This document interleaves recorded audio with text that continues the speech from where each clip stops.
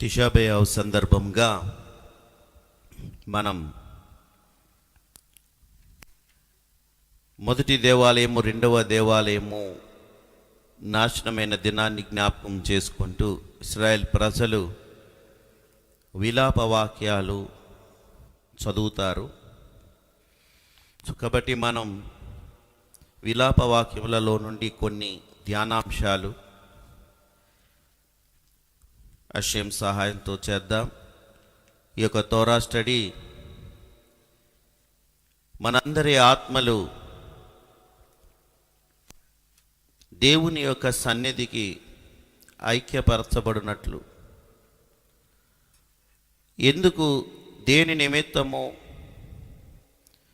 ఆలయము నాశనమైందో ఇశ్రాయేలు ప్రజలు ఏ అపరాధములను బట్టి పోగొట్టుకున్నారో అట్టి అపరాధాలన్నీ మనము మన వ్యక్తిగత జీవితాలలో సరిచేసుకొని బాగు చేసుకొని మన ఆత్మలు పైకెత్తబడి దేవుని సన్నిధికి ఐక్యపరచబడినట్లుగా చేస్తున్నాం. మనందరి ఆత్మలు విమోచించబడుట దేవుని చిత్తమగును గాక. దైవ సన్నిధికి మన ఆత్మలు ఏకమై నడిపించబడి దేవుని యొక్క ప్రణాళికలో ఆయన కోరుకున్నట్టు తన దేవాలయము, తన ఆలయము మరలా భూమి మీదకి వచ్చి, షకీనా భూమి మీదకి వచ్చి మషియాకి యొక్క పరిపాలన ప్రపంచ ప్రజలందరూ కూడా ప్రవక్త అయిన యెషయా ద్వారా సెలవిచ్చినట్లు సముద్రము నీళ్లతో నిండి ఉన్నట్లు దేవుని గూర్చిన జ్ఞానము ప్రపంచమంతా నింపబడి ఉంటుందన్న వాక్కు నెరవేర్పులు జరుగునుగాక. విలాప వాక్యములు మొట్టమొదటి అధ్యాయము మొట్టమొదటి వచనాన్ని అక్కడక్కడ జస్ట్ కొన్ని వచనాలు ధ్యానం చేయాలని ఆశపడుతున్నాను. ప్రతి వచనం మనం ధ్యానం చేస్తే కనుక చాలా చాలా లోతైనటువంటి విషయాలు మనం నేర్చుకోగలుగుతాం. ఈరోజు కొన్ని విషయాలు మనం నేర్చుకునే ప్రయత్నం చేద్దాం. మొట్టమొదటి అధ్యాయము మొదటి వచనము,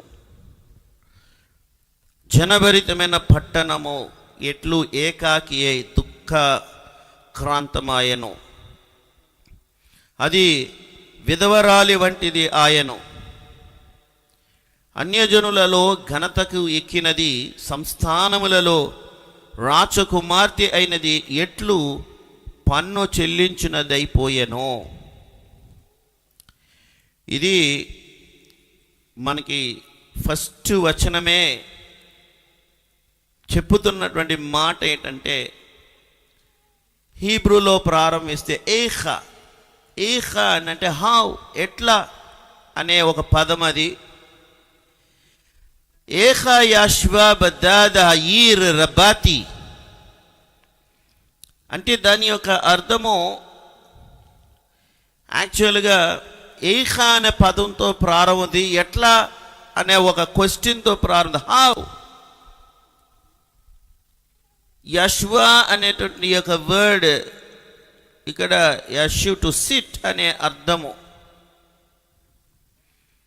బదాదా ఈ రబాతి, ఇంత ఎక్కువగా ఉన్న జనసంచారం ఉన్నటువంటి పట్టణములో ఒంటరిగా ఎలా కూర్చొని ఉంది అన్న దాంతో ప్రారంభిస్తున్నారు ఇర్మియా గారు. ఏహా అనే పదము ముమ్మారు మనకి దేర్ ఆర్ 3 ఏహాస్ మిద్రాష్ రబ్బా పాయింట్అవుట్ చేస్తున్నది. ఇజ్రాయేలు దేశ చరిత్రలో ఈ యొక్క పదము ప్రస్తావించబడిన సందర్భాలు మనం చూస్తే గనుక, ద్వితీయోపదేశ కాండం 1వ అధ్యాయము 12వ వచనములో మోషే గారు చెప్పినటువంటి మాట, నేనొక్కడినే మీ కష్టమును, మీ భారమును, మీ వివాదమును ఎట్లు భరింపగలను. ఎట్లు భరింపగలను. రెండోది యెషయా గ్రంథం, ప్రవక్త అయిన యెషయా చెబుతున్న మాట. 1వ అధ్యాయము 21వ వచనము. యెషయా గ్రంథం 1:21. అయ్యో నమ్మకమైన నగరము వేశ్య ఆయనే అని ఉంది తెలుగులో. యాక్చువల్గా అక్కడ రావాల్సిన వర్డ్ నగరము ఎట్లు వేశ్య ఆయనే అని రావాలి. ఏఖా అనే వర్డ్ హీబ్రూలో అక్కడ ఉంటుంది. అయ్యో నమ్మకమైన నగరము ఎట్లు వేశ్య ఆయనే. మూడవది ఇప్పుడు మనం చదివినటువంటి భాగము లెమెంటేషన్స్, విలాప వాక్యాలు. జనభరితమైన పట్టణము ఎట్లు ఏకాకియే కూర్చొని ఉన్నది. ఈ 3 సందర్భాలు మనం చూస్తే గనక మిద్రాష్లో ఈ 3 సందర్భాలను ఎందుకు కనెక్ట్ చేసి మాట్లాడుతున్నారు? ఇది మన ఫస్ట్ ఇన్స్టెన్స్లో మోషే గారు అంటున్న మాట, నేనొక్కడనే మీ కష్టమును, మీ భారమును, మీ వివాదమును ఎట్లు భరింపగలను. ఇదేదో మనకి ఎలా కనిపిస్తుందంటే మోషే గారు చాలా భారం వహిస్తున్నట్టు, చాలా కష్టపడుతున్నట్టు, చాలా అది బర్డన్గా ఫీల్ అవుతున్నట్టుగా మనకి కనిపిస్తుంది ఈ మాటలో.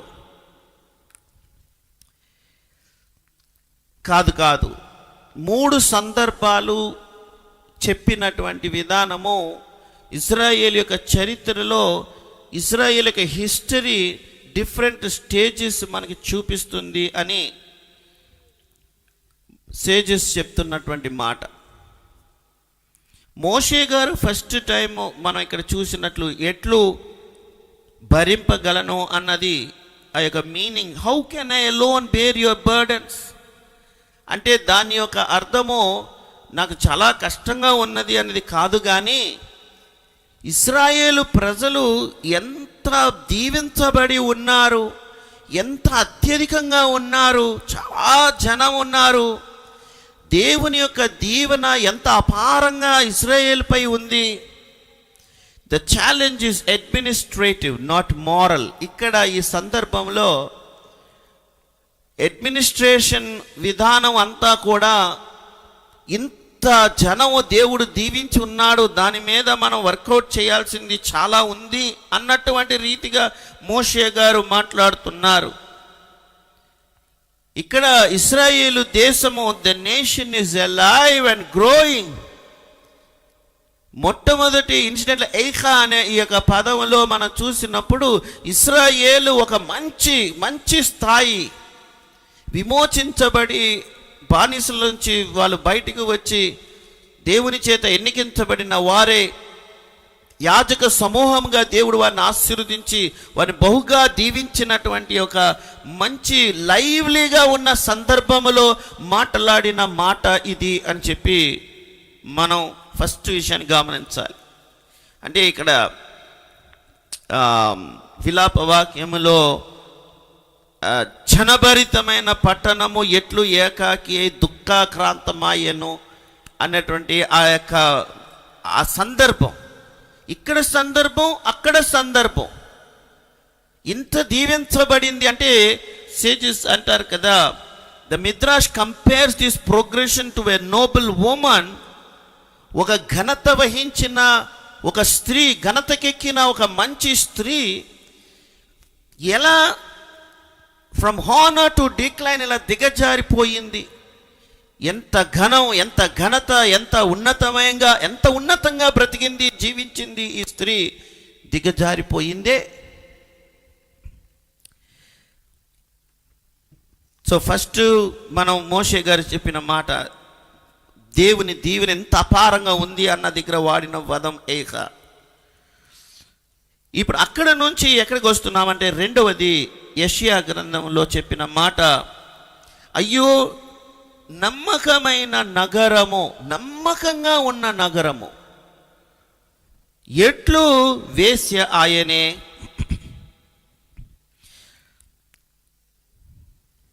ఇప్పుడు ప్రాబ్లం మారిపోయింది. రెండవ ఎట్లు దగ్గరికి వచ్చినప్పుడు ప్రాబ్లం మారింది. ఇంత బ్లెస్సెడ్గా ఉన్న నేషన్ ఇప్పుడు ఏమైంది అని అంటే అడ్మినిస్ట్రేషన్ కాదు, వాళ్ళని చూసుకునే విధానం కాదు, ఇప్పుడు స్పిరిచువల్ కరప్షన్ ఏర్పడింది. ఆధ్యాత్మికంగా లోపల కరప్ట్ అయిపోతూ వస్తుంది. జస్టిస్ హెస్ డిసపియర్డ్, న్యాయం అనేది తొలగిపోయింది, విగ్రహారాధన పెరిగింది. ఇజ్రాయేలు దేశం యొక్క హృదయము హషేము నుంచి దూరం అయ్యింది, డ్రిఫ్టెడ్ ఫ్రమ్ హషేమ్. సో ఇర్మియా గారు అంటున్నారు, ఇప్పుడు ఒంటరి అయి కూర్చొని ఉంది. ఇప్పుడు ఎలాంటి సీక్వెన్స్ వచ్చింది అని అంటే పట్టణము పాడైపోయిన స్థితి, ఆలయము నాశనమైపోయిన స్థితి, ప్రజలందరూ చెరకు వెళ్ళిపోయిన ఒక స్థితి. ఇంత కోలాహలంగా ఉన్న ఈ యొక్క పట్టణము ఒంటరిది అయిపోయింది అని చెప్పినటువంటి సందర్భం. ఈ మూడు సందర్భాలు, ఏఖా అనే పదము, ఈ మూడు సందర్భాలు కూడా ఒక ఉన్నతమైన స్థాయిలో ఉన్న యెరూషలేము, ఇశ్రాయేలు ప్రజలు స్పిరిచువల్గా కరప్ట్ అయ్యి డౌన్ అయ్యి పోయిన నాశనము తెచ్చుకున్నటువంటి ఒక పరిస్థితి. సో ఈ మాటను బట్టి మనం గ్రహించాల్సింది ఏంటంటే సిన్ ఆల్వేస్ లీవ్స్ రూయిన్స్. పాపము ఏం చేస్తుంది? వినాశనాన్ని కలుగజేస్తుంది పాపము. మహారాల్ ఆఫ్ ప్రాగ్ చాలా బ్యూటిఫుల్ ఇన్సైట్ తీసుకొని వస్తారు. మోషే గారు, యెషయా గారు, ఇర్మియా గారు వారు ఎట్లా అని చెప్పినటువంటి ఆ అంగలార్పు ఇజ్రాయేలు నేషన్ యొక్క ప్రోగ్రెషన్ గురించి మాట్లాడుతూ చెప్పారు. ఏమని చెప్పారంటే, మోషే గారు మాట్లాడిన సందర్భంలో the nation is alive and flourishing, దేశము సజీవంగా ఉంది, బాగా అభివృద్ధి చెందుతుంది మంచిగా. యెషయా గారు మాట్లాడుతున్న సందర్భము ఆధ్యాత్మిక రోగంతో నింపబడింది, స్పిరిచువల్ సిక్నెస్. ఇర్మియా మాట్లాడుతున్నప్పుడు the nation has experienced the consequences of its unfaithfulness. ఏమి ఫేస్ చేస్తుంది? ఆ నమ్మకం లేని తనము, ఎలా నమ్మకాన్ని కోల్పోయింది. ఇన్ అదర్ వర్డ్స్, ఇంకొక విధంగా చెప్పాలంటే Moses moans the difficulty of leading a growing people. బాగా అభివృద్ధి చెందుతున్నటువంటి ప్రజలు లీడ్ చేయడం కష్టంగా ఉందని మోషే గారు అంటే, యెషయా గారు ఏమంటున్నారంటే, ఎంత అభివృద్ధి చెంది దీవించబడిన జనాంగము కరప్ట్ అయిపోయారని ఏడుస్తున్నారు ఇక్కడ. మోషే గారి యొక్క అంగలార్పు ఏంటంటే, చాలా బాగా విస్తరించబడి ఉన్నారు, వీళ్ళు లీడ్ చేయడం కష్టంగా ఉంది అని, దీవించబడిన వారు అని. యెషయా ఏమో కరప్ట్ అయిపోయి ఉన్నారని, ఇర్మియా గారేమో the destruction of a rebellious people, తిరుగుబాటు చేసినటువంటి వారు నాశనాన్ని తెచ్చుకున్నారు అని. సో ఈ 3 ఏకాస్ together tell a single story. ఈ 3 సార్లు ప్రస్తావించబడిన ఈ మాట ఒకే షార్ట్లో స్టోరీ చెప్తుంది. ఇంకా కొంచెం లోపలికి వెళ్తే కబలిస్టిక్ వ్యూలోని డీపర్ రిఫ్లెక్షన్ చూస్తే రబి మోషే ఆల్షిక్, తర్వాత Hasidic teachers note, Moses, Eicha is spoken while the Shekinah dwells openly upon Israel in the wilderness. మోషే గారు మాట్లాడిన సందర్భము దేవుని యొక్క షెకీనా ప్రత్యక్షంగా వారి మధ్య ఉన్నప్పుడు పలికిన మాటలవి. The people are surrounded by the cloud of glory. దేవుని షకీనా చేత ఆవరించబడి ఉన్నారు. సస్టైన్డ్ బై మన్నా చేత పోషించబడ్డారు. గైడెడ్ బై డివైన్ రెవల్యూషన్, దైవిక ప్రత్యక్షత చేత నడిపించబడ్డారు. అలాంటి టైంలోని మోషే గారు ఈ మాట చెప్పారు. ఇర్మియా గారి టైం దగ్గరికి వచ్చేసరికి దైవిక ప్రసన్నత మరుగయ్యింది. వారి యొక్క కవెనెంటల్ విషయం దగ్గరికి వచ్చినప్పుడు వారి నిబంధన నమ్మకాన్ని కోల్పోయారు. The same word marks two very different spiritual realities. ఒకటే పదము రెండు సందర్భాల్లో వేరువేరుగా మనం చూస్తున్నాం. మోషే గారి కాలంలో challenge is how to shepherd a people blessed by God's manifest presence. దేవుడే ప్రత్యక్షంగా నడిపిస్తున్నప్పుడు షకీనాతో ప్రజలను మన్నాతో కాపుదలతో ప్రత్యక్షతలతో నడిపిస్తున్నప్పుడు దేవుని ప్రజలను ఎలా నడిపించాలన్నది ఒక పెద్ద ఛాలెంజ్గా ఉండేది మోషే గారి కాలంలో. ఇర్మియా గారి కాలం దగ్గరికి వచ్చినప్పుడు the challenge is how to move a people who no longer experience that presence in the same way.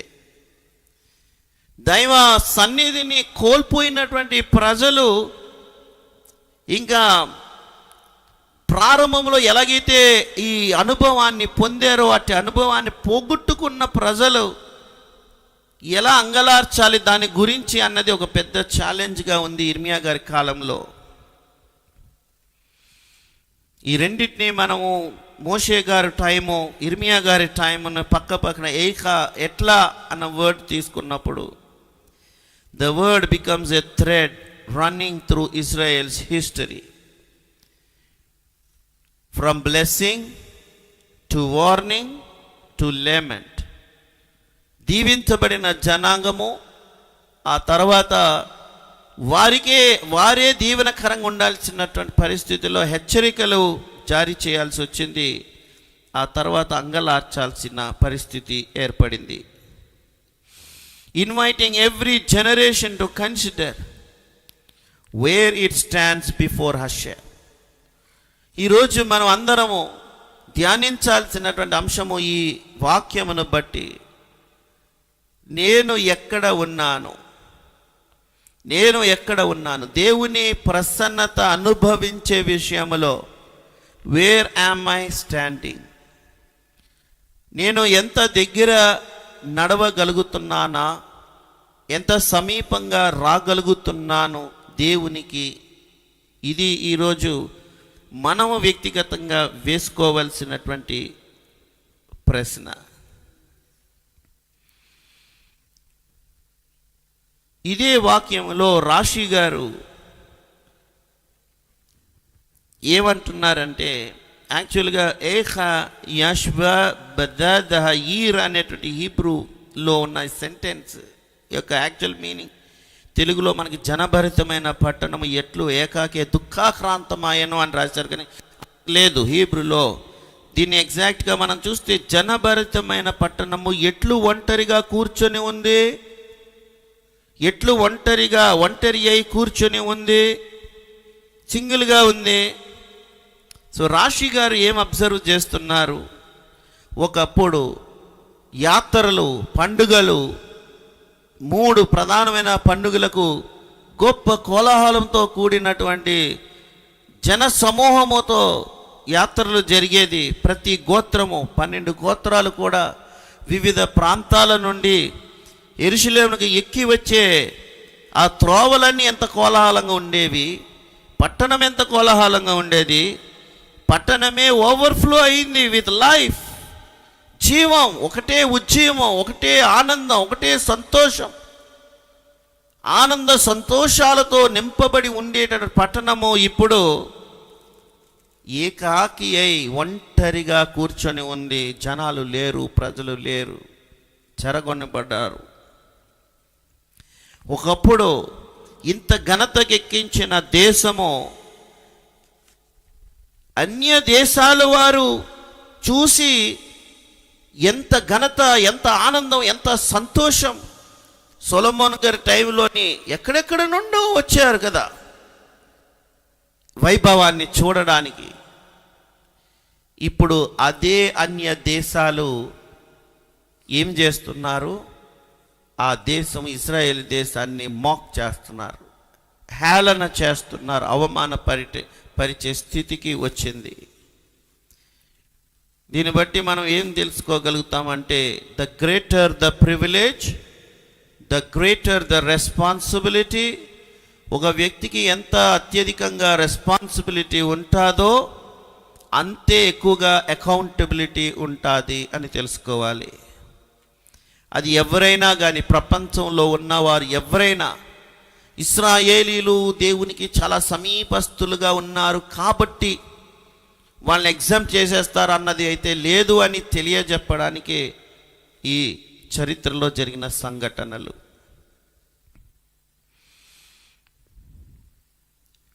So ఎట్లు జనభరితమైనటువంటి యొక్క పట్టణము ఏకాకి అయి ఒంటరిగా కూర్చొని ఉంది అన్న దానికి షీ సిట్స్, యషావ్ అనే హీబ్రూ వర్బ్ నుంచి వస్తుంది. ఇక్కడ ఏదో కూర్చొని ఉందంటే ఏదో మామూలుగా కూర్చొని ఉంది అని కాదు, కానీ గట్టిగా దెబ్బ తగిలిన తర్వాత లేవలేని స్థితిలో కూర్చొని ఉంటారు కదా, దాని గురించి మాట్లాడుతున్నాడు ఇర్మియా ప్రవక్త అని అంటారు. గట్టిగా ఒక దెబ్బ తగిలింది అనుకోండి, కూర్చుని పోతాం, మనం తిరిగి లేవలేని పరిస్థితి ఉంటుంది. చూసారా, కష్టంగా ఉంటుంది ఆ సిట్యుయేషన్.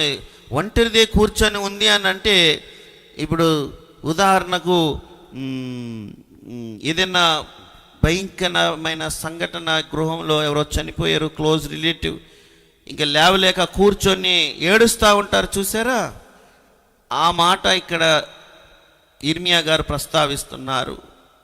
యెరూషలేము ఇంకా లేవలేని స్థితిలో ఉంది, నడవలేని స్థితిలో ఉంది, కెనాట్ మూవ్ ఫార్వర్డ్. ఒకప్పుడు ఉత్సాహంగా, ఉల్లాసంగా, సంతోషంగా, ఆనందంగా ఉన్న యెరూషలేము ఇప్పుడు ముందుకు వెళ్ళలేని ఒక స్థితి కూర్చుండిపోయింది. తన్ను తాను డిఫెండ్ చేసుకోలేకపోతుంది. ఈ యొక్క విషయమును బట్టి స్టన్ అయిపోయి కూర్చొని ఉంది. వాళ్ళు అనుకోలేని ఒక సంఘటన జరిగింది. వాళ్ళందరూ ఏమనుకుంటారు, ఎప్పటికీ నాశనము కాదు, ఆలయం ఎప్పటికీ నాశనం కాదు అని అనుకున్నారు. Spiritually, this represents the paralysis that follows separation from God's intended order. ఇది దేనికి సాదృశ్యంగా ఉంది అని అంటే, ఎప్పుడైతే దేవుని సన్నిధికి దూరం అయిపోతాడో ఒక మనిషి కూలబడిపోయే పరిస్థితి ఏర్పడుతుంది. దేవుని సన్నిధికి దగ్గర ఉన్నంతసేపు ఉత్సాహంగా ఉంటాడు, సంతోషంగా, ఆనందంగా, ఆ ప్రెజెన్స్లో, ఆ తన్మయత్వముతో ఒక వ్యక్తి తన జీవితం వెళ్తూ ఉంటుంది. ఎప్పుడైతే దేవుని సన్నిధికి దూరం అయిపోతాడో కూలబడిపోయిన ఒక స్థితి. ఒక యవ్వన కాలంలో మనం పాడుతూ ఏలీ చియోన్ అన్న పాట పాడుతున్నాం. యవ్వన కాలంలో భర్తను కోల్పోతే ఎలాగ గింజుకొని ఏడుస్తుంది, నష్టం జరిగింది అన్నట్టుగా, లాస్ అయ్యాను అన్నట్టుగా, దేవుని సన్నిధితో నడిచిన వ్యక్తికి మాత్రమే ఆ ఇది ఏంటో, తను ఏం కోల్పోయాడో, ఏం మిస్ అయ్యాడో, ఏం దూరం అయ్యాడో గ్రహించగలుగుతాడు.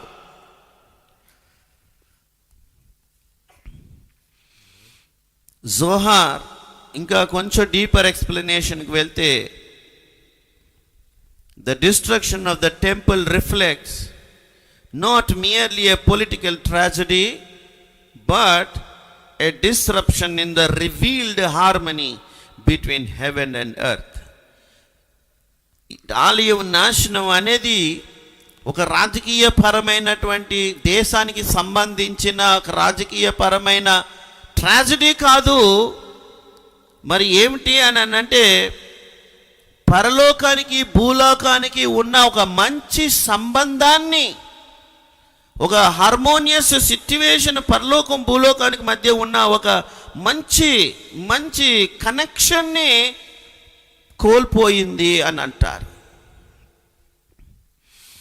The temple was the central place. ఈరోజు మనకి టెంపుల్ ఉంటే ఎలా ఉంటుంది అన్నది మనకు తెలియదు కాబట్టి ఆ ఎక్స్పీరియన్స్ ఏంటో మనకు తెలియదు. బట్ ఇటు విషయాలు నువ్వు దేవుని ఆలయం గురించి, పరిచర్య గురించి, యాజకుల గురించి, సేవ గురించి, వారు చేసే పరిచర్య గురించి అవన్నీ మీరు చదివారు అనుకోండి, నిజంగానే ఆ ఎస్సెన్స్లోకి మీరు వెళ్ళగలుగుతారు. అబ్బా, ఇంత బ్రహ్మాండంగా ఉండేదా, ఇంత అద్భుతంగా ఉండేదా. అందులో మనం ప్రాక్టికల్గా చూడలేనప్పటికీ చదువుట ద్వారా నువ్వు చాలా విషయాలు నీ హృదయంలో గ్రహించగలుగుతావు. సో ఇక్కడ the temple was the central place where the divine presence was manifest to Israel. ఇది ఏంటి, ప్రపంచంలో ఉన్న గుడులు, దేవాలయాలు లాంటి దేవాలయం కాదు ఇది. ఈ దేవాలయము ఎట్టిది అని అంటే ప్రత్యక్షంగా దేవుని సన్నిధి కళ్ళతో ఈ దేహములో, శరీరములో, ఈ దేహము నుండి చూడగలిగే ఒక భాగ్యము. కట్టడమే కాదు, ప్రత్యక్షంగా దేవుని సన్నిధి. ఎవ్రీ వన్, ఎక్కడికి వెళ్ళిన ప్రతి ఒక్కరు ఆ దైవ ప్రసన్నతను అనుభవించగలిగే ఒక టెంపుల్ అది. బలిపీఠము పైనుంచి మేఘము నిటారుగా పైకి, ఎంత దూరం నుంచైనా కనిపిస్తుంది ఆ సన్నివేశము. ఎంత గాలి వచ్చినా, ఇప్పుడు మామూలు పొగ ఏమవుతుందండి, ఇలా చెదిరిపోతుంది, అవునా? బలిపీఠం మీద బలి అర్పణలు జరుగుతుంటే పొగ చెదురుతుంటుంది. కానీ దేవుని ఆలయంలో దేవుని ప్రసన్నత అక్కడ ఉంది అని చెప్పడానికి గల ప్రధానమైన సూచన ఆ బలిపీఠం మీద నుంచి వెళ్తున్న పొగ చెదరదు, కానీ it go straight up like a pillar. ఎంత దూరం నుంచైనా సరే అది కనిపిస్తుంది. ఎంత వర్షమైనా బలిపీఠం మీద ఉన్న అగ్ని ఆరేది కాదు. ఇవన్నీ ప్రత్యక్షమైన సాక్ష్యము, God's presence in the world. ఈరోజు ఉన్నాయి, కట్టడాలు ఉన్నాయి, but where is the presence? దేవుని సన్నిధి ఏది? ఇదిగో ప్రత్యక్షంగా నేరుగా నేను చూస్తున్నాను అన్నది ఎక్కడ? యెరూషలేము దేవాలయము ఒక్కటే దానిని చూపించగలదు. సో ఇప్పుడు ఆ డిస్ట్రక్షన్కి కారణము the disappearance of God's presence. అట్టి ప్రత్యక్షత మానవుడు నేరుగా తన కళ్ళతో చూడగలిగే ప్రత్యక్షత డిసపియర్ అయిపోయింది ప్రపంచం నుంచి. So the exile of Israel is therefore described alongside the exile of the Shekinah, not meaning that God is absent, but that His presence is hidden from open revelation. Sages ఏం చెప్తున్నారు అనంటే, బహాటంగా ప్రత్యక్షంగా దేవుని సన్నిధి ప్రపంచానికి కనబడే ఆ లైవ్లీ ప్రెసెన్స్ మరుగైపోయింది. ఆయన తన మరుగు చేసుకోవడం బట్టి ఓపెన్ రెవల్యూషన్ లేదు. It became a secret, it became hidden. ఇప్పుడు ఎవరైతే వారి హృదయంలో నుండి ఆ దైవ సన్నిధిని వెతకడానికి తోరా స్టడీ చేస్తారు, వారి హృదయాలు తెరుచుకొని తోరా స్టడీ చేస్తారు, వారికి తను మరుగు చేసుకున్న దానిని రివీల్ చేస్తారు. అంటే it becomes very much personal, చాలా పర్సనల్ అయిపోతుంది. అది ఎవరైతే కనెక్ట్ అయి నడుస్తూ ఉంటారో వాళ్ళకి ఆ రెవల్యూషన్స్ వస్తుంది. They can feel, not to everyone. So ఆ ప్రెజెన్స్ పొందాలి అని అంటే it is up to an individual. నీ వ్యక్తిగత చాయిస్. నువ్వు హర్ష్యంతో నడవాలా, కనెక్ట్ అవ్వాలా, లేకపోతే నామకంగా బ్రతకాలా, it is your choice. It is your choice. ఈరోజు మనం వచ్చాము, దేనికి వచ్చాము, ఎందుకు వచ్చాము? సార్ ఇక్కడ పెట్టారు కాబట్టి వచ్చామా? వ్యక్తిగతంగా నేను దేవునితో కనెక్ట్ అవ్వాలని వచ్చామా? It's up to you. Choice is yours again. It is up to you. నేను పెట్టానని వస్తే మీరు time waste చేసుకుంటున్నట్టే.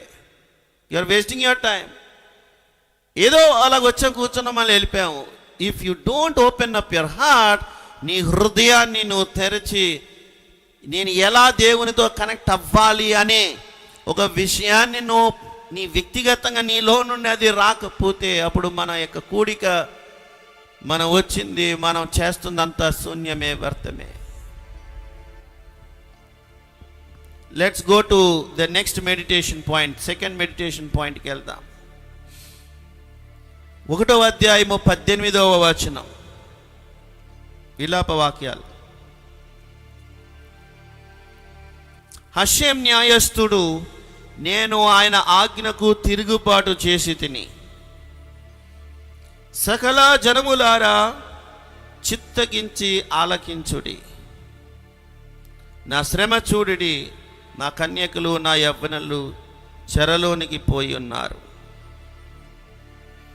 The Lord is righteous, for I rebelled against his commandment. ఇక్కడ ఎలాగ చదవాలి అనంటే, హషేము న్యాయస్థుడు అని ఉంది కదా, అక్కడ డూకు బదులు డే పెడతాను. హషేం న్యాయస్థుడే, నేనే ఆయన ఆజ్ఞకు తిరుగుబాటు చేశాను. ఇది కరెక్ట్ ట్రాన్స్లేషన్. హషేం ఎప్పుడు న్యాయంగా ఉంటారు, తిరుగుబాటు చేసింది నేనే. సద్దీకు హషేం. రాశి గారు ఏమంటారు తెలుసా? రాశి గారు చెప్తుంది ఏంటంటే, Jerusalem does not accuse God, instead she declares judgement was deserved. This is extraordinary. సాధారణంగా మనుషులు ఏమంటారు? దేవుడు నాకు అన్యాయం చేశాడండి, దేవుడు నాకు అన్యాయం చేశాడండి అని అంటారు. సాధారణ మనుషుల యొక్క మెంటాలిటీ ఎలాగుంటుందంటే, ఏదైనా ఒక కీడు, ఏదైనా ఒక నష్టమో ఏదైనా చెప్తే దేవుడు నా జీవితంలో అన్యాయం చేశాడు అని అంటారు. అన్యాయం చేసి, ఇది మనిషి యొక్క స్వభావం. కానీ యెరూషలేము ఏం చెప్తుంది? దేవుడు న్యాయస్థుడు, హషేం ఈజ్ రైచియస్ అని చెప్తుంది. God has been just. Rashi గారు ఏం చెప్తున్నారు తెలుసా? ఇదే మనం నేర్చుకోవాల్సిన అంశం ఇక్కడ. కరెక్ట్గా నువ్వు ఆ సెంటెన్స్ని చదివితే, ఏదైనా ఒక కీడు జరిగిందా, ఏదైనా ఒక నష్టం జరిగిందా, ఏదైనా ఒక ఇబ్బంది జరిగిందా, ఏదైనా బాధ కలిగిందా చెప్పు. హషేం న్యాయస్థుడే, నేనే ఆయన ఆజ్ఞకు తిరుగుబాటు చేసి తిని. ఎప్పుడు కూడా దేవుడు న్యాయవంతుడే, న్యాయవంతుడే. రాశి టీచర్స్ దట్. రాశి గారు ఏం చెప్తున్నారు? Repentance begins. పశ్చాత్తాపం ఎప్పుడు ప్రారంభమవుతుంది? The moment a person stops defending himself. ఎప్పుడైతే ఒక వ్యక్తి తను డిఫెండ్ చేయడం స్టాప్ చేస్తాడో అప్పుడే పశ్చాత్తాపం మొదలవుతుంది. తను డిఫెండ్ చేసుకోవడం అంటే అర్థం ఏంటో తెలుసా? ఒప్పుకోడు. ఈగోయిస్టిక్ నేచర్ ఏం చేస్తుంది? ఒప్పుకోనివ్వదు. నాది కాదు అంటాడు, నా తప్పు కాదు అంటాడు. It's not me. తన తప్పును ఒప్పుకోడంతే. ఈగో ఒప్పుకోదు. అందుకనే చాలా వరకు మనుషులు నాకు అన్యాయం జరిగింది, నాకు అన్యాయం జరిగింది, దేవుడు నాకు అన్యాయం చేశాడు అని అంటూ ఉంటారు. No, it's not that way. యెరూషలేము ఏమని అంగలారుస్తుంది అని అంటే, హషేం న్యాయస్థుడే, నేనే తిరుగుబాటు చేశాను. ఎప్పుడైతే నీవు డిఫెండ్ చేయడం స్టాప్ చేస్తావో, నిన్ను కవర్ చేసుకోవడం ఆపుతావో అప్పుడే పశ్చాత్తాపం వస్తుంది. నువ్వు కవర్ చేసుకొని వెళ్ళేనంత సేపు పశ్చాత్తాపం కాదు కదా, దేవుని తట్టు కాదు కదా, దేవునితో కనెక్షన్ ఏమాత్రం నీకు దొరకదు. ఇది ఒక భ్రమలో బ్రతికేస్తూ ఉంటావు అన్నమాట.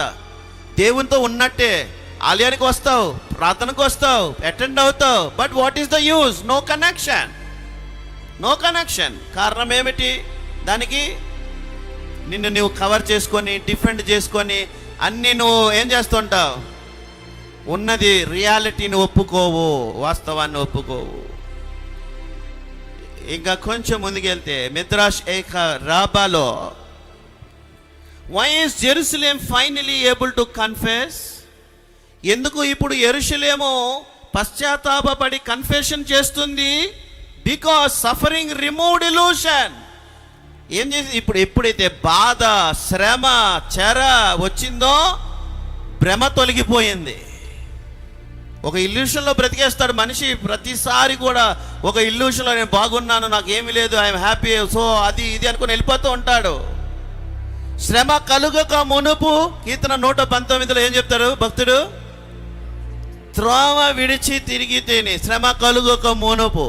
ఇప్పుడైతే నీ వాక్యమును అనుసరించి నడుచుకొనుచున్నాను, అంటే కష్టము, శ్రమ, బాధ రాక మునుపు అంత బాగున్నాను, ఐఎమ్ హ్యాపీ, సో నాకేం లేదు, నడిచిపోతుంది, గడిచిపోతుంది అనే ఒక ఇల్యూషన్లో మనిషి వెళ్ళిపోతూ ఉంటాడు. ఎప్పుడైతే ఒక శ్రమ, ఒక కష్టం, ఒక ఇబ్బందికరమైన పరిస్థితి వస్తుందో అప్పుడు రియలైజ్ అవుతాడు, అప్పుడు ఓపెన్ అవుతాడు. ఐఎమ్ డూయింగ్ మిస్టేక్, నేను తప్పు చేస్తున్నాను.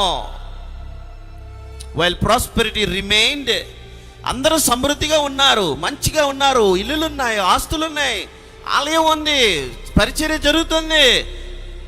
మరి ఇవన్నీ ఉంటుండగా ప్రవక్తలు ఎందుకు హెచ్చరిక చేస్తున్నారు? సో ప్రజలు ఏం చేస్తూ వచ్చారు? మేము బాగున్నాం కదా, టెంపుల్ ఉంది కదా, ఆఫరింగ్ కదా, పండగలు చేస్తున్నాం, అన్నీ చేస్తున్నాం కదా, మళ్ళీ ప్రవక్తలు ఎందుకు హెచ్చరిక చేస్తున్నాడు? So they ignore the profits. Destruction అయిన తర్వాత, నాశనం అయిన తర్వాత నిజము బహిర్గతమైంది, సత్యము దాన్ని మరుగు చేయడానికి లేదు. Truth became undeniable. సో మిత్రాష్ ఏం చెప్తుందని అంటే, sometimes affliction uncovers truths that prosperity concealed. ఏదైతే నీ సుఖము, నీ సంతోషము, ధనము, నీ సెక్యూరిటీ, ఏదైతే ఇవన్నీ నిన్ను బుజ్జగించి నీకేం లేదు, నువ్వు హ్యాపీగా ఉన్నావు అని ఒక భ్రమలో నేను బ్రతికినింప చేసిందో, బాధ, శ్రమ, కష్టం ఏం చేస్తుందంటే ట్రూత్ని బయటికి తీసుకొని వస్తుంది. All of a sudden. Vilna Gaon గారు ఏం చెప్తున్నారు దీని గురించి? ఫస్ట్ గాడ్స్ రైచియస్నెస్, ముందు దేవుని నీతి, సెకండ్ మై రిబెలియన్, తర్వాతే నా తిరుగుబాటు. ఎప్పుడు రివర్స్ చేయొద్దు అన్నారు. హ్యూమన్ బీయింగ్స్ ఆఫెన్ సే, మానవులు సాధారణంగా ఏం చెప్తారు? నేను ఎందుకు తప్పు చేశాను, దేవుడు ఎలా చేయించాడు అని చెప్పేసి చెప్తా ఉంటారు. I sinned because God did like this, దేవుడు ఇలా చేశాడు. యిర్మియా says God is righteous, problem must begin with me. ఆయన న్యాయస్తుడే, ప్రాబ్లం ఆయన నుండి కాదు, నా నుండి స్టార్ట్ అవుతుంది. It is me with a problem, not him. This order preserves both God's justice and human responsibility.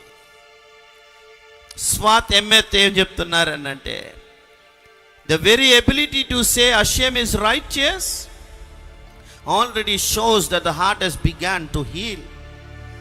Swat ఎమ్మెత్ గారు ఏం చెప్తున్నారో తెలుసా? ఎప్పుడైతే నువ్వు హషేం న్యాయస్తుడే, ఫస్ట్ నువ్వు చెప్పాల్సింది నాకు అన్యాయం జరిగింది, నాకు ఇలా జరిగింది, నాకు ఇది బాధ, అది కాదు నువ్వు చెప్పాల్సింది హషేం ఎప్పటికీ న్యాయస్తుడే. న్యాయస్తుడు అంటే న్యాయమే చేస్తాడు. నీ కంటికి, నీ దృష్టికి అది అన్యాయంగా కనిపిస్తుంది, కానీ దేవుడు న్యాయస్తుడే. నువ్వు ఫస్ట్ థింగ్ ఏదైనా లైఫ్లో జరిగిందా, టెల్ గాడ్ ఈజ్ రైచియస్. నేనే అన్యాయంగా బ్రతికాను, నేనే తప్పు చేశాను, because of me this had happened. దేవుడిని బ్లేమ్ చేయడానికి లేదు. సో ఎప్పుడైతే ఒక వ్యక్తి అలా ఒప్పుకుంటాడో, as long as a person blames God, ఒక మనిషి దేవునిని బ్లేమ్ చేస్తూ ఉన్నంత కాలము అతనికి పశ్చాత్తాపము రాదు, రిపెంటెన్స్ రాదు. When the soul justifies God's ways, ఎప్పుడైతే నీ నుండి దేవుని వైపుకు తిరిగి ఆయన న్యాయస్తుడే, నేనే అపరాధిని, నీ ఈగోని తీసి పక్కన పెట్టి నువ్వు రియలైజ్ అవ్వడం మొదలు పెడతావో, దేవుడు న్యాయస్తుడని నీ ఆత్మ ఒప్పుకుంటుందో, gates of return began to open. అప్పుడు పశ్చాత్తాప ద్వారం ఓపెన్ అవుతుంది. దేవుడు కూడా ఆ ద్వారం ఓపెన్ చేయాలి నీకు. దేవుడు ఆ ద్వారం నీకు ఓపెన్ చేయకపోతే అది కూడా క్లోజ్ అయితే నువ్వు ఎలా పశ్చాత్తాపడతావు? పశ్చాత్తాపడడానికి అవకాశం లేదు. రామ్ఖాల్ గారు ఏం చెప్తున్నారు? రబీ మోషే ఖాయిమ్ లుజాటో డెరెక్ హషేమ్లో, జస్టిస్ అడ్రెసెస్ రాంగ్ డూయింగ్. ఇలాంటి ఒక పనిష్మెంట్, ఇలాగ ఒక జడ్జిమెంట్, ఇలాంటి ఒక తీర్పు దేవుని యొక్క జస్టిస్ దేన్ని అడ్రస్ చేస్తుంది అని అంటే, అపరాధములు, రాంగ్ డూయింగ్స్. కోర్టులో తీర్పు విధిస్తారు కదా, ఏంటి తీర్పు? నీకు 12 ఏళ్ళు జైలు శిక్ష, ఎందుకు ఇంత పనిష్మెంట్ అని అంటే, జస్టిస్ ఏం అడ్రస్ చేస్తుంది? తప్పులను అడ్రస్ చేస్తుంది, అపరాధములను అడ్రస్ చేస్తుంది. ఇది మనం ఫస్ట్ స్టార్టింగ్లో చూస్తున్నాం. మొట్టమొదటి ఇది కరుణ provides the path of return. కరుణ ఏం చేస్తుందో తెలుసా? నువ్వు తిరిగి రావడానికి అనుమతిస్తుంది. ఇదే మనము విలాప వాక్యంలో చూస్తాము. ఒకవైపు జస్టిస్ చూస్తాము, మరొక వైపు కరుణ కూడా చూస్తాము. We see that.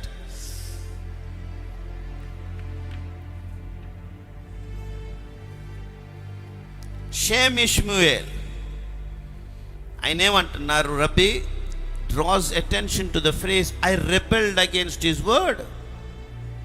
నేను తిరుగుబాటు చేశానన్న పదానికి he teaches the deepest exile begins before physical exile. ఇశ్రాయేలు ప్రజలు చెరలోకి వెళ్ళడం అనేది భౌతికం అయితే, వారు చెరలోకి వెళ్ళక మునుపు, భౌతికంగా చెరలోనికి వెళ్ళక మునుపు ఒక వ్యక్తి తనను తాను అంతరాత్మలో చెరలోకి వెళ్ళిపోతాడు. First begins from with in. నీలో అది జరుగుతుంది, ఆల్ ఆఫ్ ఎ సడన్ జరగదు. బాగా గుర్తుపెట్టుకోండి, ఆల్ ఆఫ్ ఎ సడన్ జరగదు. చెర టక్ మనే చతుర్లు వచ్చేసి పట్టుకొని వెళ్ళిపోయారు, నాశనం చేసి తీసుకొని వెళ్ళిపోయారు కాదు. ఫస్ట్ ఎగ్జైల్ ఎక్కడ స్టార్ట్ అవుతుందంటే, నువ్వే నీ అంతరాత్మలో దేవుని సన్నిధి నుండి దూరం అవడం ప్రారంభిస్తావు. ఎప్పుడైతే నీ ఇంటర్నల్ లైఫ్లో నువ్వు దేవునికి దూరం అవుతావో, దూరమే ప్రార్థనలు మిస్ అయిపోతావు, తోరా స్టడీలు మిస్ అయిపోతావు. ఇట్లాగ అన్ని విషయాల్లో నువ్వు దూరం, అంతరాత్మలో దూరం అయినప్పుడు జరిగేది ఏమిటి అని అంటే, చివరిగా ఫిజికల్ ఎగ్జైల్ జరుగుతుంది. Babylon merely revealed outwardly what had happened inwardly. Babylon వచ్చి చెరపట్టుకొని వెళ్ళిపోయారు. అది బాబిలోన్ ఏం చేసిందంట? చెరపట్టుకొని వెళ్ళిపోయారనంటే లోపల ఇజ్రాయేల్ ప్రజలకు చెర ప్రారంభం అయిపోయింది కాబట్టి అది బహిర్గతంగా బబులోన్ కనిపిస్తుంది. This echoes a recurring prophetic theme. The external condition reflects the internal state.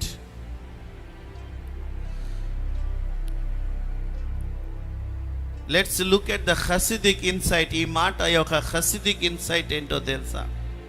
Rabi సాదోక్ Cohen of Lublin ఆయన ఏం నేర్పించారు? The first step towards redemption is emeth. మొట్టమొదటి అడుగు, విమోచనకు మొదటి అడుగు ఏంటో తెలుసా? అంతర్గతంలో సత్యంగా ఉండుట, బీయింగ్ ట్రూత్ఫుల్.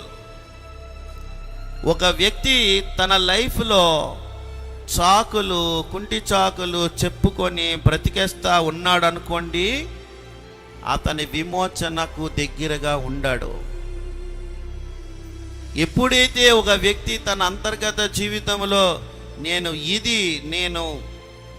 తప్పు చేశాను, నేను దుర్మార్గుడిని, నేను దుష్టత్వము చేశాను అని ఎప్పుడైతే తన అంతరాత్మలో తాను రియలైజ్ అవుతాడో, అప్పుడే తనకు విమోచన, పశ్చాత్తాపం స్టార్ట్ అవుతుంది. అది జరగలేనంత వరకు తనకి జరగదు.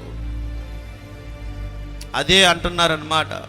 When truth is spoken, heaven begins to open. First, truly hopeful words in Ache are not expressions of comfort, but of honest confession.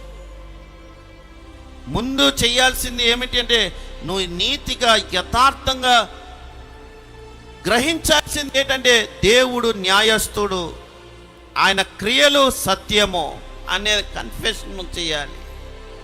ఆ తర్వాతే నీ దగ్గరికి రా, then come towards you.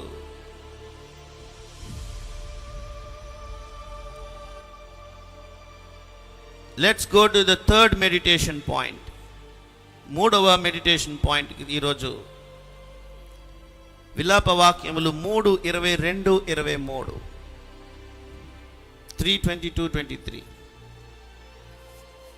His mercies are new every morning. Chassidei Hashem ki lo కిలో తమ్ను కిలో హల్లు రహమా. హషేం కృపగలవాడు, ఆయన వాత్సల్యత ఎడతెగక నిలుచున్నది కనుక మనము నిర్మూలము కాకున్న వారము. ఇప్పుడు ప్రారంభంలో మనం ఇప్పుడు ఈ లామెంటేషన్స్ అంతా విలాప వాక్యాలు, దుఃఖం, ఏడుపు, బాధ, టెంపుల్ నాశనమైపోయింది, తగలబడిపోయింది అనే అంశములో ఒక చీకటి కోణము, ఒక అంధకారపు కోణము మధ్య ఇలాంటి ఒక వర్డ్ నిజంగా అసలు ఊహకు అందనిది అని చెప్పాలి. ఈ వర్డ్ ఇప్పుడు ప్రత్యక్షంగా ఇర్మియా ప్రవక్త టెంపుల్ కాలిపోవడం, తగలబడిపోవడం, వినాశనం, ప్రజలు చనిపోవడం, చెరకు వెళ్ళిపోవడం, ఇల్లులు తగలబడి, ఇలాంటి ఒక సిట్యువేషన్లో ఇట్టి మాట ఒక ప్రవక్త చెప్పుతున్నాడు అని అంటే నీ వాత్సల్యత ఎడతెగక ఉంది అని మాట చెప్పగలుగుతున్నాడంటే అతని యొక్క హృదయము ఎంతగా దేవునితో కనెక్ట్ అయ్యి లేకపోతే ఇట్టి మాట ఒక వ్యక్తి చెప్పగలుగుతాడు. ఏమండి, just think about this. Hashem కృప గలవాడు, ఆయన వాత్సల్యత ఎడతెగక నిలుచున్నది. అబ్బా, అనుదినము నూతనముగా ఆయనకు వాత్సల్యత పుట్టుచున్నది. ఏమండి, ఎక్కడ చెప్తున్నాడు ఈ మాట? ఎలాంటి సందర్భంలో ఈ మాట చెప్తున్నాడు? ఈరోజు నువ్వు నేను చెప్తాను, his mercies are new every morning. ఎక్కడ నీకు అంత వాతావరణం బాగుంది, ఎవ్రీథింగ్ ఈజ్ ఫైన్, అంత హ్యాపీగా వెళ్తుంటే నీ కృప, నీ దయ నూతనంగా ఉంది అని నువ్వు చెప్తున్నావు ఈ మాట. కానీ ప్రవక్త ఇర్మియా ఏం టైంలో చెప్తున్నాడు his mercies are new every morning అని? అనుదినము నీ వాత్సల్యత నూతనంగా ఉందని ఏం టైంలో చెప్తున్నాడు? మొత్తం సర్వనాశనం అయిపోయి తగలబడిపోతూ ఉంటే ఇట్టి మాట ఆయన చెప్తున్నాడంటే ఆ హృదయము ఎలా దేవునితో కనెక్ట్ అయి ఉంది. ఒక్కసారి నీకు ఏదైనా ఒక నష్టం, ఏదైనా సపోజ్ గాడ్ ఫర్బిడ్ ఎవరో ఒకరు చనిపోయారు, వెంటనే ఈ మాట దేవుడు న్యాయస్థుడే చెప్పగలుగుతావా? అశ్యం న్యాయం చేసేవాడు అని చెప్పగలుగుతావా? ఆయన వాత్సల్యత నూతనంగా ఉంది అని చెప్పగలుగుతావా? ప్రతి ఉదయము ఆయన వాత్సల్యత, ఆహా, ఇంకా ఏమన్నారు? His compassions never come to an end. ఆయన దయ, ఆయన కరుణ, వాత్సల్యత ఎడతెగక నిలిచినది అని చెప్పగలుగుతామా? రాశి గారు ఏం చెప్తున్నారో తెలుసా? ఎలా చెప్తున్నారు ఇర్మియా గారు అని అంటే, టెంపుల్ పడిపోయింది, నాశనం అయిపోయింది, పట్టణం కాలిపోతుంది, ప్రజలు చెరకెళ్ళిపోయారు, yet the nation still existed. ఇంకా దేశం అలాగే ఉంది. వై? ఎందుకు?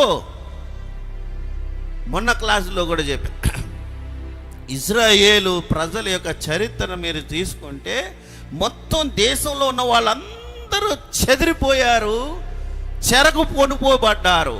రోము, బాబిలోన్, పెర్షియా, ఎసిరియా, సిరియా, మొత్తం దేశాలకు చెరగొనబడిన వారు చెల్లా చెదిరైపోయారు.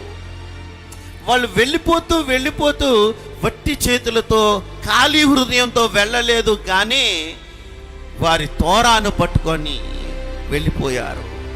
వారి యొక్క అషేము వారికి ఇచ్చిన ట్రెడిషన్, కల్చర్ ఏదైతే ఇచ్చారో వాళ్ళు అవన్నీ పట్టుకొని వెళ్ళిపోయారు.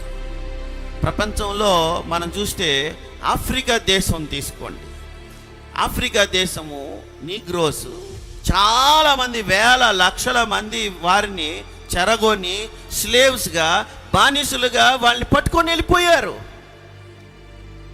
వీళ్ళందరూ చాలామంది దేశాలకు, ఈ ఇజ్రాయెల్ ప్రజలు ఎలాగైతే చెరలోకి వెళ్ళిపోయారో ఆఫ్రికా దేశ ప్రజలు కూడా అలాగే వెళ్ళిపోయారు.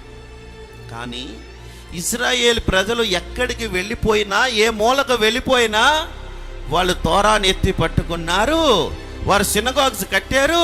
వారి వలన వారు ఎక్కడ ఉన్నారో ఆ దేశాలు అభివృద్ధి చెందాయి. ఆ ట్రెడిషన్ వాళ్ళు కంటిన్యూ చేశారు, ఆ కల్చర్ కంటిన్యూ చేశారు. ఆఫ్రికా దేశస్తులు ఏమీ చేయలేదు. వాళ్ళ ట్రెడిషన్ ఏంటి, కల్చర్ ఏంటి, వాళ్ళు వెళ్ళిపోయారు అంతే. వాళ్ళలో కలిసిపోయారు, వేరే దేశాల్లో కలిసిపోయారు.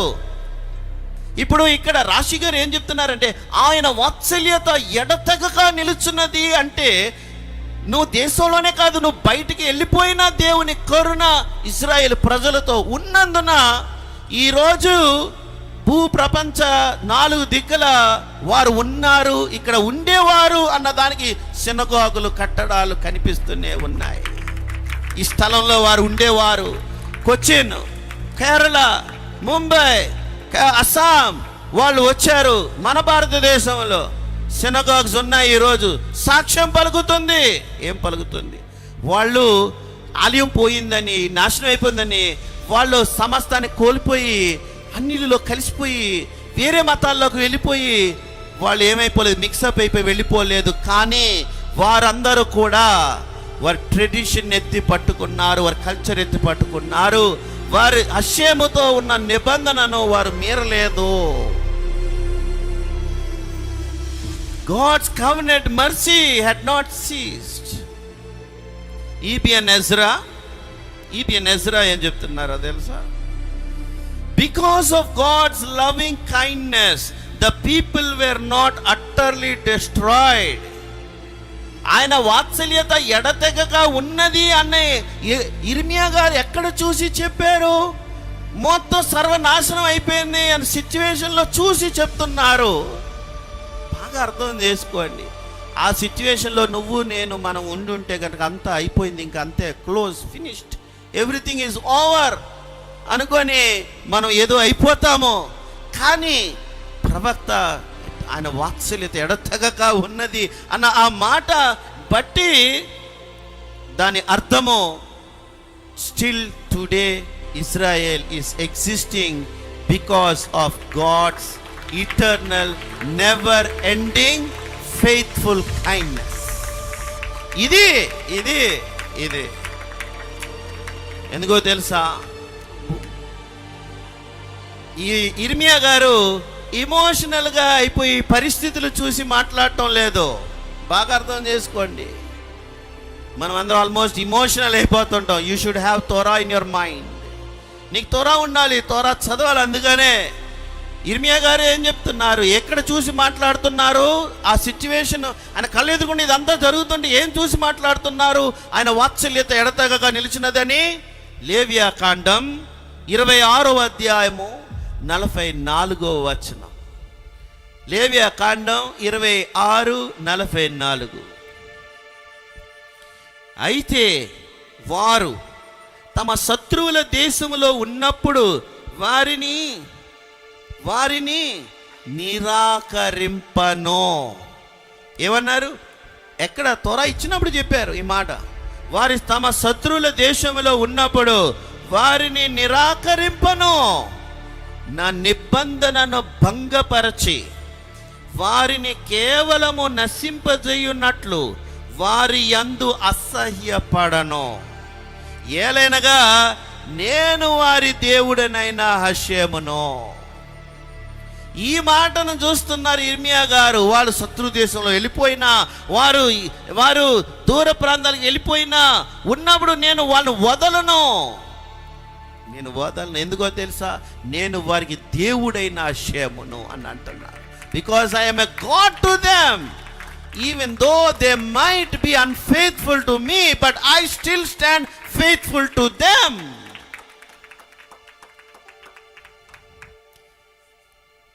తల్ముద్లో చెప్తున్నారు, the Talmud teaches that waking each morning is itself an expression of God's mercy. ఇంత నాశనం అయిపోతున్నా, ఎంత జరుగుతున్నా, ఉదయాన్నే నువ్వు ఊపిరి పీల్చుకొని లెగుస్తున్నావు చూడు, అదే చెబుతుంది దేవుని వాత్సల్యత. It itself is an expression of God's mercy.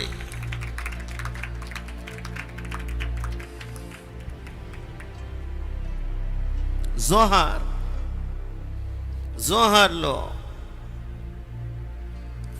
frequently associates the morning with the renewed revelation of divine compassion, after the concealment symbolized by night.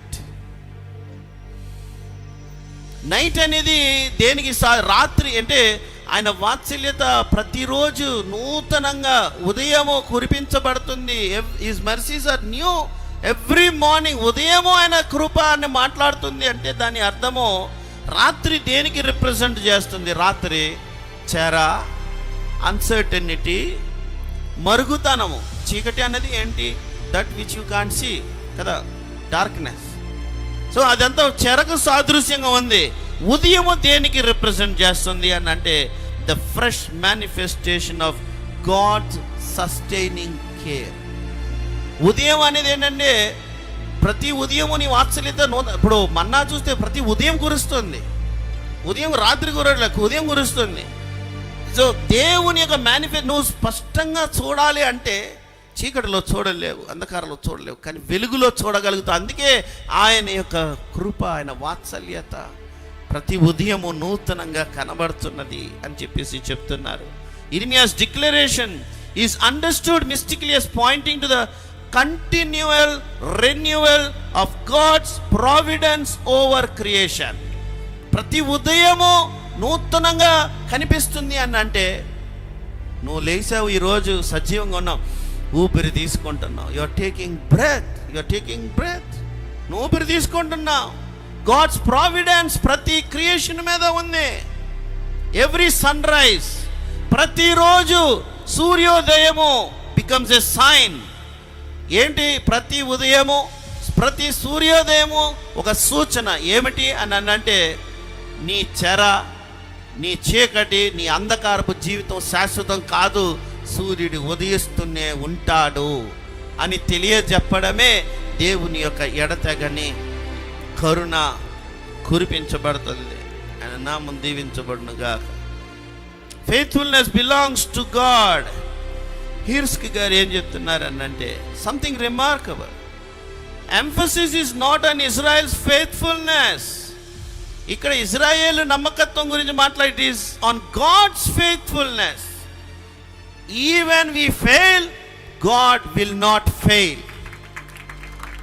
This is the ultimatum word అన్నమాట. You might fail but God will not fail you. ఆయన continue చేస్తున్న, God did not. ఏమండి, ఆలయం నాశనం అయింది, పట్టణం నాశనం అయింది, ప్రజలు చెరకెళ్ళిపోయారు. తోరా నాశనం అయిందా? తోరా నాశనం కాలేదు. తోరా ఈజ్ ఇటర్నల్, ఇట్ స్టాండ్స్. తన వాగ్దానం మీద దేవుడు నిలబడే ఉంటాడు. తన వాగ్దానం నుంచి ఆయన ఎప్పుడు కూడా వెనక్కి తిరగడు. అది ఆయన నమ్మకత్వం. నీకు నీ జీవితం తలక్రిందులు అయిపోయి ఏదేదో అంత కనిపించవచ్చు, కానీ దేవుని వాగ్దానములు స్థిరముగానే నిలబడి ఉంటుంది. ఆయన అంత నమ్మదగిన దేవుడు.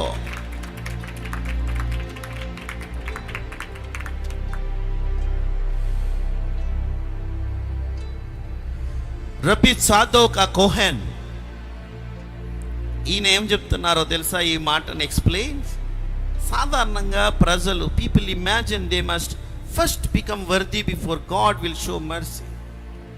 దేవుని కరుణ పొందాలంటే మనము ఎంతో కొంత దేవుని ఎదుట దేవుడు అనుకున్నట్టు మనం ఉండాలి, ఆ వర్ది ఉండాలి, అప్పుడే దేవుని కరుణ మనం పొందుకుంటాము అని ప్రజలు అనుకుంటారు. కానీ ఇర్మియా గారు ఈ ఆర్డర్ని రివర్స్ చేస్తున్నారు. ఏంటి? God's mercy comes first. వచనం చూద్దాం. అక్షయం కృప కలవాడు, ఆయన వాత్సల్యత ఎడతెగక నిలిచినది, కాబట్టి మనము నిర్మూలము కాకుండా వారము. అనుదినము నూతనముగా ఆయనకు వాత్సల్య పుట్టుచున్నది. నీవు ఎంతైనా నమ్మదగిన దేవుడవు. సో ముందు వస్తున్నది ఏమిటి? దేవుని కరుణ, దేవుని దయ ముందు వస్తుంది. Mercy అవేకన్స్ repentance. చాలా సందర్భాలు మనకు యోగ్యత లేకుండానే, అయ్యా నీవు నాకు ఇస్తున్నావు, నాకు పెడుతున్నావు, నేను నీకు ఎంతో అపరాధం చేస్తున్నాను, ద్రోహం చేస్తున్నాను, అయినా నీవు నన్ను పోషిస్తున్నావు, నన్ను చూసుకుంటున్నావు, నీ మాట వెనక నేను ఉన్నా కానీ నీవు నాకు ఆదరిస్తున్నావు, నాకు కావలసిన ప్రావిజన్స్ ఇస్తున్నావు అన్న సందర్భాలు లేకపోలేదు మనకి. అది మనం గుర్తుపెట్టుకోవాలి. నువ్వు వర్దియా? Even if you are not worthy, God's kindness flows through your life. అది దేవుని యొక్క కరుణ. బాల్షంతో గారు ఏమంటారో తెలుసా? దేవుని యొక్క ప్రావిడెన్స్, దేవుని యొక్క ప్రావిడెన్స్, ఆయన అనుగ్రహము, ఆయన మనం ప్రతిరోజు ఏం చెప్తాము ప్రార్థన చేసేటప్పుడు? తన గుప్పిలి విప్పి ప్రతి జీవి కోరికను తృప్తిపరచువాడు అని అంటాం. మనం కేవలము అంటే గ్రేస్ ఆఫ్టర్ మీల్స్లో కూడా మనం చెప్తాం. గ్రేస్ ఆఫ్టర్ మీల్స్లో ఏం చెప్తాము? సర్వలోకానికి రాజు అయిన అశ్యమ దేవ, లోకమంతటిని పోషించే గుణము గలవాడు. లోకమంతటి అంటే మనుషులనే చూస్తాము మనం సాధారణంగా. లోకమంతటిని అంటే చిన్న చీమ నుండి నీకు కనబడని జీవులకు, సముద్రంలో మహామత్స్యాలు అన్నిటినీ పోషించు దేవుడు. నాట్ ఓన్లీ యూ అండ్ మీ, మానవులు కాదు, సమస్త జీవులకు. అది బాల్షంతో గారు చెప్తున్నారు. ఆయన యొక్క ప్రావిడెన్స్ ప్రతి డీటెయిల్ ఆఫ్ క్రియేషన్కి వెళ్తాది.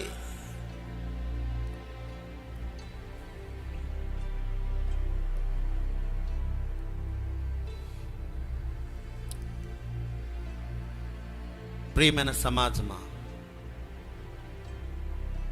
ఈ సమయంలో ఒక్కసారి మనం కళ్ళు మూసుకొని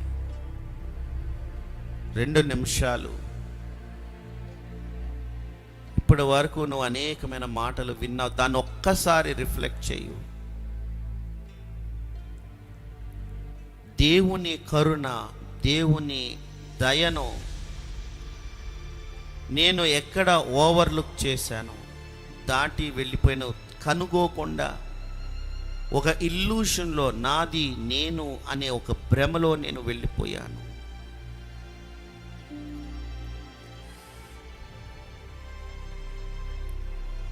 ధ్యానం చేయండి.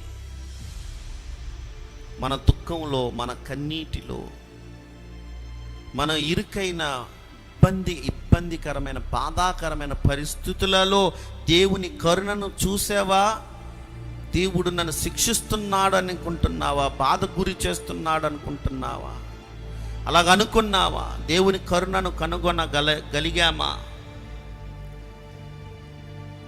మనం ఈరోజు ఒక మంచి నిర్ణయం తీసుకోగలుగుతామా? నన్ను సృజించిన నా దేవునికి నేను ఎంత నమ్మకంగా ఉన్నాను, గత కాలమంతా ఎంత నమ్మకస్తుడిగా ఉన్నాను, మరింత దగ్గరగా అవ్వడానికి మన జీవితాలు సమర్పించుకుందామా? మన అంతరాత్మలో అశ్యంకు సమీపంగా వెళ్ళడానికి ప్రయత్నం చేద్దాం. దేవుని కరుణ, దేవుని జాలి, దేవుని దయ, నాకున్న పరిస్థితులను బట్టి పరిస్థితులను అంచనా వేసుకొని వెళ్తున్నానా, లేక అందులో దేవుని దయను నేను చూడగలుగుతున్నానా? అట్టి కన్నులు మనకి ప్రసాదించమని సర్వశక్తిమంతుడవై ఉన్న మా దేవ, మా వ్యక్తిగత జీవితాలలో మేము నీ సమీపత్వాన్ని కోరుకునే వారిగా, ఎక్కడ నువ్వు దేవునికి నమ్మకం లేకుండా బ్రతుకుతున్నావో ఒక్కసారి చూడు. వంచన చేసుకొని, నిన్ను నీవే సరిపుచ్చుకొని, కవర్ చేసుకొని, అపరాధాలు చేస్తూ ఇది పర్వాలేదు, అది పర్వాలేదు అనే ఒక భ్రమలో బ్రతికేస్తున్నావేమో. అట్టి భ్రమతో కూడిన జీవితం నుండి నాకు విడుదల దయచేసి వాస్తవానికి వచ్చినట్లుగా నా కన్నులు తెరవండి.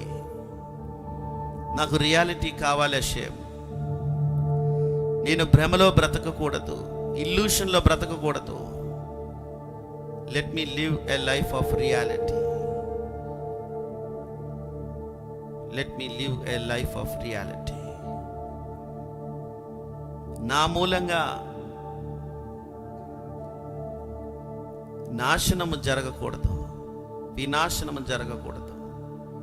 నా వలన కట్టబడాలి, నా వలన నా కుటుంబం, నా ఊరు, నా దేశము కట్టబడాలి. తద్వారా భూమిపై నీ ఆలయము తిరిగి రావాలి, ప్రత్యక్షత మేము పొందాలి, చూడాలి. నా అంతరాత్మలో నేను నీ కొరకు ఒక ఆలయాన్ని కట్టేవానిగా నన్ను దీవించు. నా అపరాధములు మన్నించి నేను ఒప్పుకుంటున్నాను, నీ సన్నిధికి దగ్గరగా వస్తాను, నిన్ను వెతుకుతాను. నీకు దూరమైన పరిస్థితులు నన్ను దరిచేసి నన్ను రక్షించి నన్ను విమోచించి నా అంతరాత్మలో నీ కొరకు ఒక గుడారాన్ని కట్టేవానిగా నన్ను దీవించు నా ప్రభువా.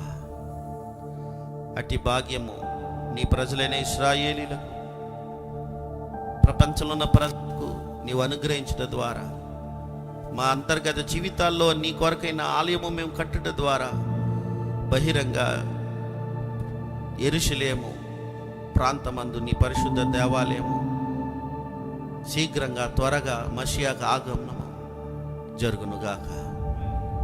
ఆమేన్. ఆమేన్.